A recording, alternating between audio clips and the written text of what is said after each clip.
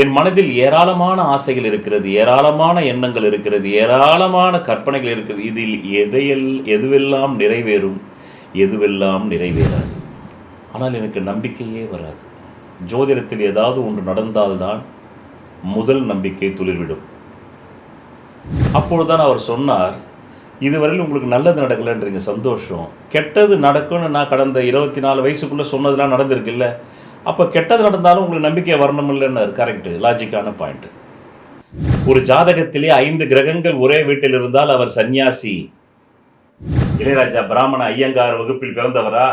பிறகு எப்படி மேஸ்ட்ரோ ஆனார்? பிறகு முன் ஜென்மாவிலே யார் ஒருவர் வளர்ச்சி பாதைக்கான வேலைகளை செய்துவிட்டு வந்தாரோ, வளர்ச்சி பாதைக்கான தகுதிகளை வளர்த்து கொண்டு வந்தாரோ, வளர்ச்சி பாதைக்கான திறமைகளை வளர்த்து கொண்டு வந்தாரோ அவர்களுக்குத்தான் இயற்கை அதிகம் தருகிறது.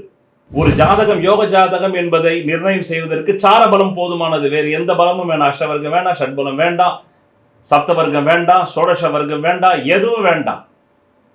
தாய் மீது பற்றாக இருப்பார். காரணம் கார்த்திகை தாய் ஸ்தானமாக வந்து விடுகிறது.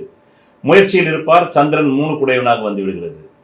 பிறகு செவ்வாயுடைய நட்சத்திரமான மிருகசீரிடம் வந்திருக்கிறது. அதனால் இவர்கள் காம பற்றாளர்களாக இருப்பார்கள். காரணம் சுக்கிரன் என்பது காம கிரகம், செவ்வாய் என்பது காமத்திலே எரியும் விளக்கிலே எண்ணெயை ஊற்றிக்கொண்டே இருப்பவன்.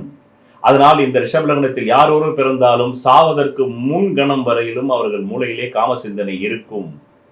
ஜோசியத்தில் இருக்கிறது தான் பகவத்கீதையில் இருக்குது. ஜோசியத்தில் இருக்கிறது தான் பிரம்மசூத்திரத்தில் இருக்கு. ஜோசியத்தில் இருக்கிறது தான் உபனிஷத்தில் இருக்கு. ஜோசியத்தில் இருக்கிறது தான் வேதங்கள் இருக்கு. அதனால தான் வேதத்தின் கண் ஜோதிஷமானது.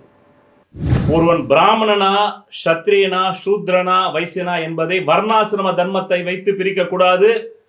அவன் ஜாதகத்தில் பிராமண கிரகம் வலுத்திருக்கிறதா, சத்திரிய கிரகம் வலுத்திருக்கிறதா, சூத்ர கிரகம் வலுத்திருக்கிறதா, வைசிய கிரகம் வலுத்திருக்கிறதா என்பதை வைத்து பிரிக்க வேண்டும். கிரகங்களின் அடிப்படையில் பிரம்ம, சத்திரிய, வைசிய, சூத்திரம் பிரிக்க வேண்டுமே தவிர வர்ணாசிரம தர்மத்தின்படி பிரிக்க கூடாது.